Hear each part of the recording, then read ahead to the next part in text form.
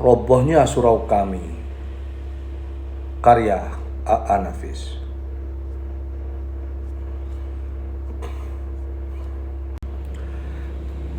Kalau beberapa tahun yang lalu Tuan datang ke kota kelahiranku dengan menumpang bus, Tuan akan berhenti di dekat pasar. Di sana berjalanlah ke arah barat kira-kira 1 kilometer. Lalu belok ke arah kecil di sebuah kanan, simpang yang kelima.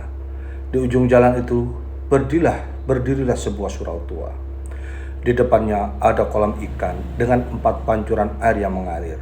Di pelataran surau itu biasanya duduk seorang tua, kakek penjaga surau yang sangat taat beribadah. Sehari-harinya ia hidup sederhana, hanya mendapatkan sedekah dari orang-orang yang datang ke surau. Kadang ia mengasah pisau untuk menambah rezekinya, tapi seringkali ia hanya mendapat ucapan terima kasih dan senyum tulus. Namun, sekarang kakek sudah meninggal.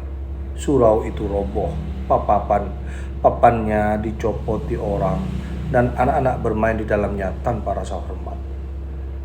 Disitulah aku teringat kisah tentang kakek. Suatu hari, aku datang kepadanya. Biasanya kakek ramah, tapi kali ini wajahnya murung. Ia duduk di sudut surau, menunduk dengan pandangan kosong. Ketika aku menyapanya, ia hanya diam. Aku teringat seseorang, Ajo Sidi, si pembual kampung yang pandai bercerita. Kek, kataku, ini sekarang apa Ajo Sidi datang kemari? Kakek menatapku pelan. Kurang ajar dia, katanya pelan. Kenapa, kek? Karena dia membuat cerita dan orang-orang bilang akulah orang dalam ceritanya. Katanya aku ini manusia terkutuk, umpan neraka. Aku terkejut mendengarnya. Air mata kakek mulai mengalir. Sedari muda aku di surau itu, aku tidak punya keluarga. Aku beribadah siang malam, membaca kitab Tuhan, membangunkan orang-orang untuk sholat. Tak pernah aku menyakiti siapapun. Tapi kini aku dikatakan manusia terkutuk. Lalu kakek menceritakan kisah Ajo Sidi yang membuat sedih. Katanya, di akhirat Tuhan sedang memeriksa manusia. Di antara mereka ada seorang yang bernama Haji Saleh, yang semasa hidupnya sangat rajin beribadah. Ia yakin akan masuk surga. Tetapi ketika ditanya, Tuhan, apa yang kau lakukan? Ketika ditanya Tuhan, apa yang kau lakukan di dunia? Jawabnya, aku hanya sembahyang, aku berzikir, aku membaca kitabmu.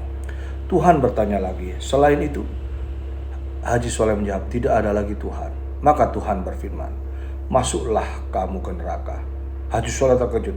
Di neraka ia bertemu banyak orang seperti dirinya. Orang-orang rajin sholat dan mengaji. Mereka pun marah dan menghadap Tuhan untuk menuntut keadilan. Tuhan, kami orang beriman. Mengapa engkau masukkan kami ke neraka? Tuhan menjawab dengan tenang. Kalian tinggal di negeri yang kaya, tapi rakyatnya miskin. Kalian tahu ada ketidakadilan, tapi kalian diam. Kalian sibuk beribadah untuk diri sendiri, takut neraka, tapi tak peduli pada penderitaan sesama manusia. Kalian pikir aku suka dipuji tanpa amal? Tidak. Aku memerintahkan kalian berbuat baik, menolong sesama, tapi kalian hanya menyembah dan berzikir tanpa peduli pada kehidupan orang lain. Karena itu kalian lebih pantas tinggal di neraka. Malaikat pun menyeret Haji Saleh dan orang-orang sepertinya ke neraka. Kakek menutup ceritanya dengan bergetar. Orang-orang bilang, akulah seperti Haji Saleh dalam cerita itu.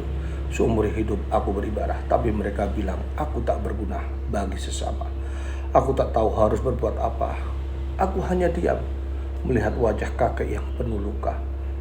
Keesokan harinya istriku berkata lirih, kakek itu meninggal semalam. Aku berjalan ke surau. Surau itu kini benar-benar roboh. Tiang-tiangnya patah, papan-papannya berlubang. Aku berdiri lama di depan surau itu, merasakan kesucian yang telah runtuh, seperti iman yang kehilangan makna di tengah dunia yang acuh tak acuh.